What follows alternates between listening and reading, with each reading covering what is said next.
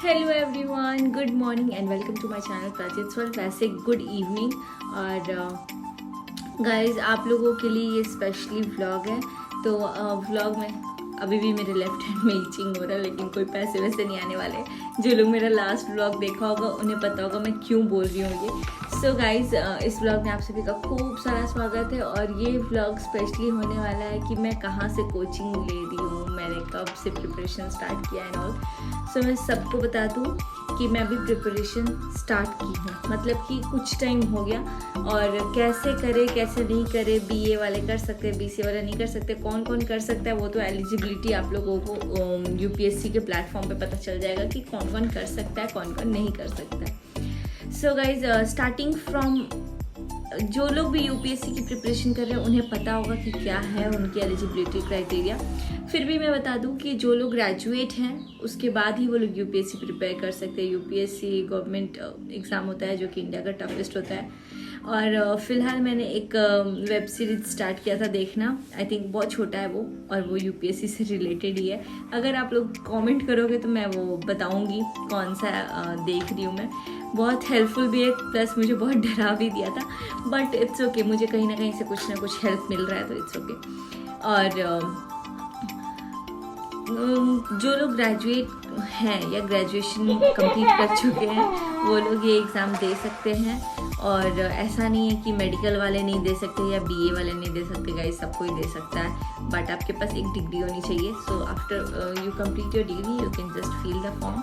And इसका कुछ age criteria होता है, प्लस अटेम्प्ट्स होते हैं, फिर कास्ट वाइज होता है। तो आप उसके यूपीएससी के पोर्टल पे जा करके आप देख सकते हैं, वो गवर्नमेंट वाले पोर्टल पे आपको जो असली इन्फॉर्मेशन है वो भी मिल जाएगी। एंड बहुत सारे लोग मुझे पूछते हैं कि डेट कब आती है। मैंने बताया था इस साल फरवरी में आई थी, but I am not sure कब आती है, वो आप लोगों को चेक करना पड़ेगा या नोटिफिकेशन आ जाएगा अगर आप कोई वेबसाइट को वो कर देते हो ना, आपको नोटिफिकेशन सेंड करने के लिए, तो वो कर देते हैं।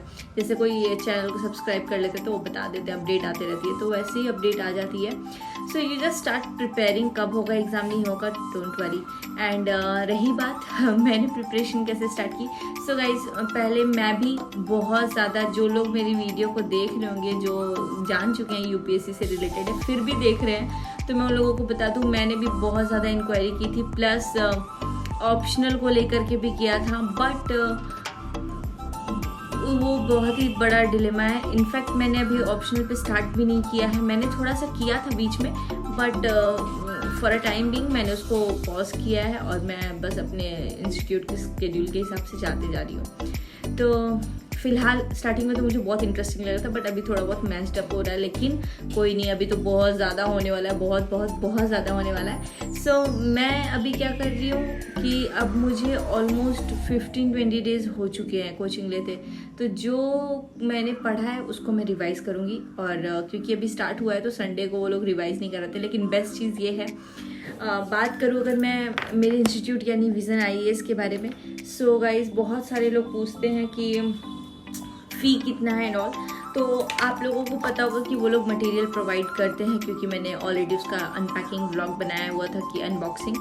सो मैं बता दूं कि जो फ़ी है विज़न आईएएस की, अगर आप ऑनलाइन लेते हो क्लासेस तो 1,25,000 है, एंड ऑफलाइन के लिए आई थिंक 1,70,000। लेकिन एज अ पैंडेमिक ईयर अभी सब कुछ ऑनलाइन ही चल रहा है, तो मेरी भी कोचिंग ऑनलाइन है। आई एम नॉट श्योर, बहुत लोग मुझे ये भी पूछ रहे हैं कि दी आप यहाँ क्यों रह रही हो मम्मी के वहाँ पे, या फिर आप यहीं पे प्रिपेयर करोगी या आप ऑफलाइन कोचिंग लोगी या जो भी।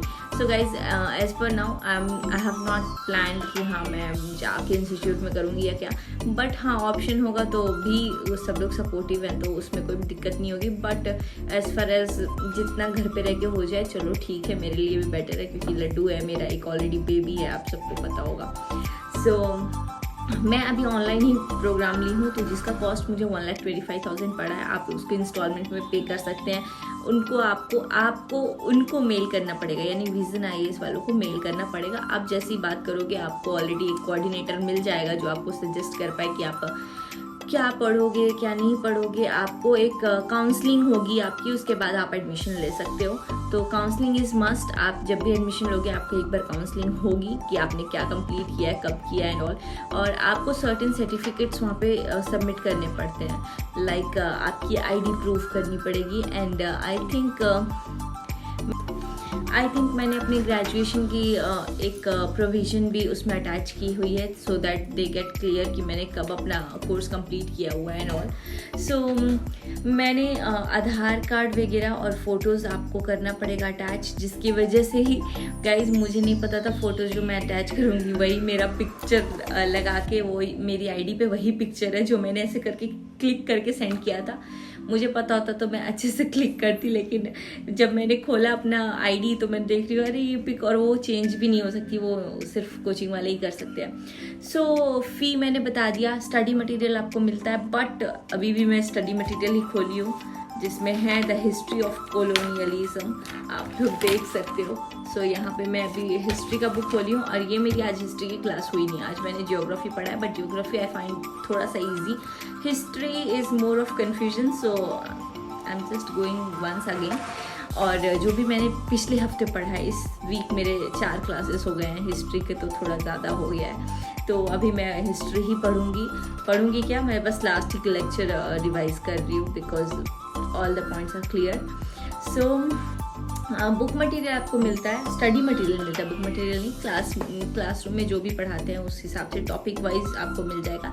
एंड बात करूं अगर विजन IAS NCERT कराता है या क्या कराता है, तो नहीं, NCERT मैंने स्टार्टिंग में खुद से ही पढ़ा था। जब मैं, आप लोगों को पता होगा मेरे दादू की डेथ हुई थी, तो जिस टाइम डेथ हुई थी उसके कुछ टाइम बाद मैं गाँव चली गई थी। गाँव जब मैं गई थी तो I had time of 1.5 month, सो जितना मुझसे NCERT कवर हो पाया मैंने किया, बट आई वॉज थिंकिंग कि नहीं ऐसे करूँगी तो नहीं होगा, बिकॉज मैं कभी अपने मन से पढ़ती थी, कभी मैं अगर नहीं पढ़ पाई तो मैं छोड़ ही देती थी। And guys, consistency is the key to success, मेरे को लगता है ये नया मंत्र होना चाहिए, बिकॉज आप रोज़ वो चीज़ करोगे तभी आप उसको अचीव कर पाओगे। मेरे साथ ऐसा होता है, अगर मैं एक दिन उठ से आती हूँ फिर मेरा मन भी उठ जाता है, फिर बैठने में मुझे टाइम लगता है, आप लोगों को मैं बहुत बार बोल चुकी हूँ। सो NCERT मैं खुद से पढ़ती थी, जब मेरे को हो पाता था कि चलो पढ़ो तो मैं पढ़ लेती थी, एंड उसके बाद से मैं नहीं पढ़ती थी तो छोड़ ही देती थी। लेकिन फिर जब दादू की डेथ हुई थी तो मैंने हिस्ट्री, सिविक्स और जियोग्राफी 3 बुक्स मैंने उठाए थे, और हिस्ट्री मुझे बहुत इंटरेस्टिंग लगा था। फिर मैंने हिस्ट्री के ऑलमोस्ट कुछ पोर्शंस कंप्लीट कर लिए थे, जिसकी वजह से मुझे थोड़ा सा बेनिफिट मिला ये सबको समझने में। और जियोग्राफी भी मैंने कंप्लीट किया था, इसलिए मुझे जियोग्राफी भी थोड़ा इजी लगता है, बट आई नो बाद में वो भी कंफ्यूजिंग होने वाला, because after all UPSC is not a easy deal. So easy exam तो है नहीं कोई है। तो अभी मैं कुछ नहीं जा रही हूँ, मैं सिर्फ इंस्टीट्यूट जो भी मुझे पढ़ा रहा है उसके हिसाब से जा रही हूँ। और बहुत लोग मुझे बोल रहे हैं बुक लिस्ट, तो सबसे पहले तो मैं बोलूँगी जो भी प्रिपरेशन स्टार्ट कर रहा है वो अपना NCERT को ही डील करे। अगर आप खरीद नहीं सकते हो वेबसाइट पे जाओ, बट मेरा सजेशन तो यही है कि आप NCERT रखो, लाइन वाइज मार्क करो। मैं अगर आपको अपनी जियोग्राफी की बुक दिखाऊं तो मैंने already geography book 6th class की पढ़ी हुई थी, बट आप देख सकते हो बेसिक मैंने 6th स्टैंडर्ड का, ये पेज जिसको भी पता होगा, ये 6th स्टैंडर्ड की बुक है, यहाँ पे लिखा हुआ है। एंड मैंने इस बुक को पढ़ा, बट मेरे क्लास में ना अभी सर ने पढ़ाया मेरे को जो भी टॉपिक, तो इसमें आप लोग देख सकते हैं motion of earth, I think front camera है तो आपको नहीं दिखेगा, बट मैं जब पढ़ती हूँ ना मैं इसको हाईलाइट करते जाती हूँ, like earth is going around the sun in elliptical orbit, ये सब जो भी है।